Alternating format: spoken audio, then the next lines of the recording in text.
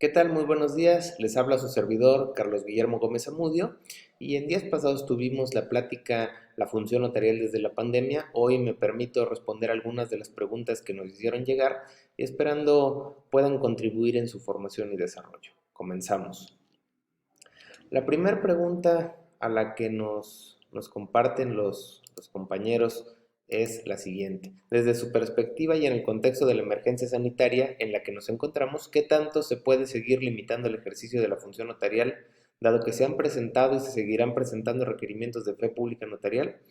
La importancia que tiene la función notarial dentro de las actividades cotidianas del ser humano son fundamentales. Es una de los servicios que no puede ser detenido y que sobre todo ha venido mostrando resultados bastante positivos incluso durante la pandemia. Para ello tenemos en cuenta el otorgamiento de testamentos, la elaboración de contratos, la diversa asistencia que se da con motivo de las sucesiones en esta crisis que desgraciadamente nos acecha y por tanto no es que se limite como tal, sino que se va ralentizando las operaciones en función de las instituciones con las cuales tenemos esa actividad sinérgica, entre ellas el registro público, los propios juzgados que han sacado sus acuerdos homologados a los de la Secretaría de Salud Federal, en donde se suspende la operación para no poner en riesgo a las personas y los trámites notariales van a tener ahí una demora en su procedimiento habitual. Pero como tal, la función notarial sigue brindando los servicios hasta en tanto las autoridades no declaren una orden en contrario. La siguiente pregunta es, ¿considera usted que hay un conjunto de funciones que no deben dejar de prestarse? Si esto es así, ¿qué medidas o normas deberían de tomarse para que se pueda operativizar? Y yo les diría nuevamente que el tema de los testamentos, de la redacción de contratos, de las propias certificaciones y cotejos son funciones que no solo no deben de dejar de prestarse, sino que deben de estar de manera disponible para los usuarios, sobre todo con motivo de la pandemia. Hemos tenido bastantes casos de orientar en materia de sucesiones, en materia de otorgar los testamentos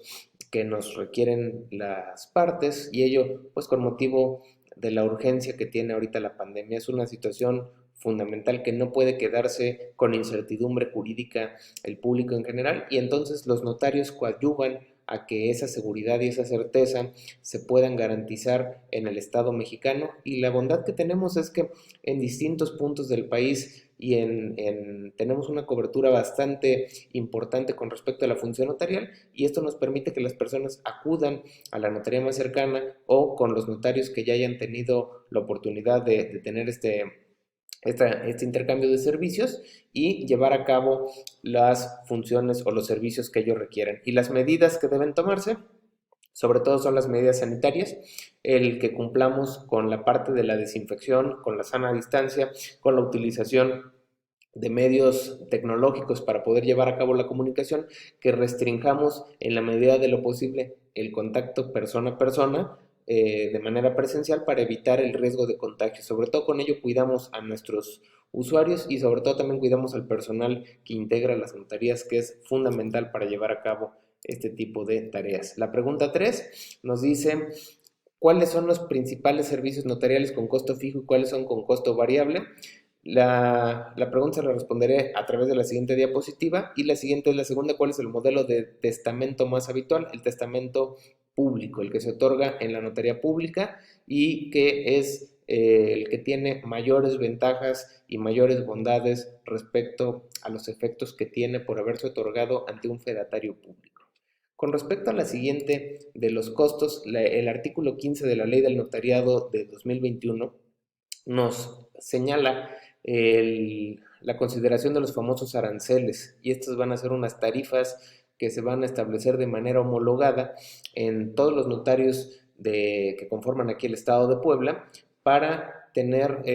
costos homologados, que no exista una discrepancia entre los costos y que también el público tenga la certeza de cuál es el honorario en específico que va a cobrar el notario dependiendo del trámite solicitado. Y aquí ya nos establece las reglas que tendrá que ser consensado con el Colegio de Notarios para llevar a cabo esta labor de armonización y que lo más importante va a ser publicado en el periódico oficial del Estado. Como esta es una ley de reciente creación y ya estamos centrados en el año, Aquí nos dice en el artículo transitorio que veremos a continuación cómo va a operar para el efecto del 2021, pero para efecto del 2022 nos dice a más tardar el último día hábil del mes de enero saldrá la publicación en el periódico oficial del Estado.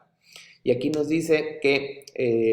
cómo se va a construir ese arancel, dice principalmente atendiendo a los asuntos de servicio social, a los de atención de asuntos de orden público, a los relativos a grupos sociales vulnerables, etcétera. ¿Cuáles son los principales que tenemos en una campaña permanente? La de septiembre, mes del testamento, que ya tiene bastantes años, donde se armoniza a nivel nacional el costo de otorgar los testamentos ante notario, y con ello no nada más se le da certeza y seguridad, sino que también se va a incentivar el que nosotros otorguemos disposiciones testamentarias y sobre todo que dejemos certeza de los bienes hacia el futuro y máxime con esta pandemia. El artículo 9 transitorio nos establece que la actualización del arancel que estará vigente para el 2022 y los años subsecuentes, los tres últimos párrafos del artículo 15 de la ley que vimos anteriormente, entrarán en vigor el 1 de septiembre de 2021. La actualización del arancel que estará vigente para el año 2021 se deberá presentar y calcular como lo establece el artículo 157 de la ley que se abroga, y les digo, es atendiendo a criterios de la complejidad del asunto, la distancia, entre otras variables para la construcción de ese monto, y que sobre todo tendremos ahí una medida sobre la cual el particular o el usuario se podrá basar para evitar algún tipo de costo desmedido o para evitar también la competencia desleal. La pregunta número 4 dice, estamos conscientes que la corrupción ha estado presente desde hace muchísimo tiempo, así que respecto de ello mi pregunta es, desde su experiencia personal y en el tiempo que ha desempeñado la función notarial, ¿con qué frecuencia en algún momento han intentado sobornarlo respecto a alguna función? Yo les diría que en ningún momento hemos tenido ningún tipo de caso, situación donde alguien insinúe algún tipo de acto de corrupción, ya sea con las instituciones o ya bien sea con los particulares. Recordemos que un pilar fundamental de la función notarial es la credibilidad y la honorabilidad de quienes encabezan este tipo de servicios y este tipo de funciones que delega el Estado. Por ende, el notario y las notarias siempre van a buscar llevar a buen puerto los temas y sobre todo de garantizar su honorabilidad y prestigio ante la sociedad en general. Entonces, no nada más el caso particular, sino por regla general, todos los notarios en buena medida están exentos de actividades de corrupción, salvo los casos que se encuentren en las noticias, que han sido casos aislados y que han tenido esa separación del cargo, incluso hasta investigaciones ministeriales que han concluido no nada más con la pérdida de la patente, sino también con una pena privativa de libertad por los hechos o actos ilícitos que haya cometido con motivo de sus funciones. La pregunta 5, la licencia y la patente notariales son cosas distintas. La patente es la autorización que otorga el Poder Ejecutivo del Gobierno de cada entidad federativa por virtud de la cual permite que un profesional del derecho elabore instrumentos públicos que gocen de la presunción legal de verdad y ejerza funciones como notario. Mientras que las licencias van a ser aquellos permisos que concede el gobierno del Estado, en este caso el Estado de Puebla, a través de la Consejería Jurídica, cuando el notario tenga la necesidad de ausentarse del puesto, de no ejercer las funciones por un tiempo determinado, ya sea por razones particulares, como aquí lo establece, hasta por un año, o bien porque va a desempeñar un empleo, cargo, comisión o de elección pública y que durará la licencia lo que dure el empleo. Para esto se hará de manera previa por escrito y será acordado de conformidad otorgando la siguiente, y sobre todo que se va a designar quién se hará cargo de la notaría a través de un suplente o bien en el caso de los notarios auxiliares que seguirán ejerciendo la función en tanto dure esa comisión. La pregunta 6, me gustaría saber qué se hace en caso de que le llegara un documento en idioma extranjero y el interesado quiere que aparezca el texto en ese mismo idioma y si es viable o no. La ley del notariado, la de 2021, en el artículo 112, nos establece lo siguiente. La persona titular de la notaría redactará los instrumentos notariales en idioma español, dice, sin perjuicio de que pueda asentar palabras en otro idioma que sean generalmente usadas como término de ciencia o arte determinados, y se observará lo siguiente. Y ahí nos va a decir ya las condiciones. Pero Recordemos que también es supletoria el Código de Procedimientos Civiles del Estado de Puebla y establece que todo será en idioma español. Pero aquí digo, nos da la particularidad de que se pueden asentar palabras en otro idioma, pero no significa que el contenido del cuerpo completo no sea en idioma español. Por regla general va a ser en idioma español y solamente vamos a insertar palabras que se usen en la ciencia técnica o arte que sea necesario poner en el instrumento notarial o bien en el nombre o denominación comercial de algún de quien nos solicite, por ejemplo, el servicio, ¿no? Para el caso, por ejemplo, de empresas extranjeras que tienen algún nombre o denominación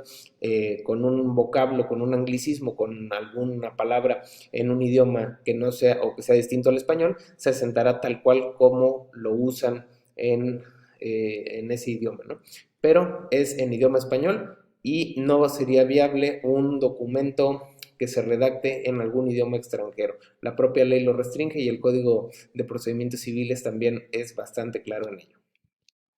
La siguiente dice, considera que es adecuada la nueva reforma de teletrabajo en el ámbito notarial actual en contexto de la pandemia, es decir, dicha reforma satisface las necesidades y problemáticas ya antes mencionadas en la ponencia. Esta es nuestra última pregunta de las que hicieron favor de enviarnos y es una pregunta bastante interesante. La reforma del teletrabajo nos permite llevar a cabo el trabajo a distancia para efecto de las funciones notariales, sobre todo con el personal que integra cada una de las notarías a nivel nacional.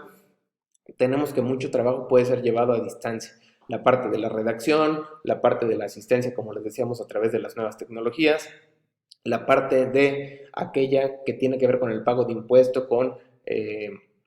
ser enlace con las diferentes dependencias del gobierno, de los gobiernos federales, estatales o municipales, cuando ya también sus plataformas tecnológicas lo permitan. Por ejemplo, el caso de Baja California, ya los propios gobiernos municipales pueden dar acceso a sus bases de datos para el caso del servicio de agua, para obtener la constancia de servicio de adeudo o de no adeudo de agua potable, y con ello se evita la parte presencial. Entonces, la reforma sí es buena, sí nos permite seguir haciéndolo, ya lo veníamos haciendo incluso antes de la reforma, el hecho de tramitar las cuestiones a distancia, y esto lo único que hace es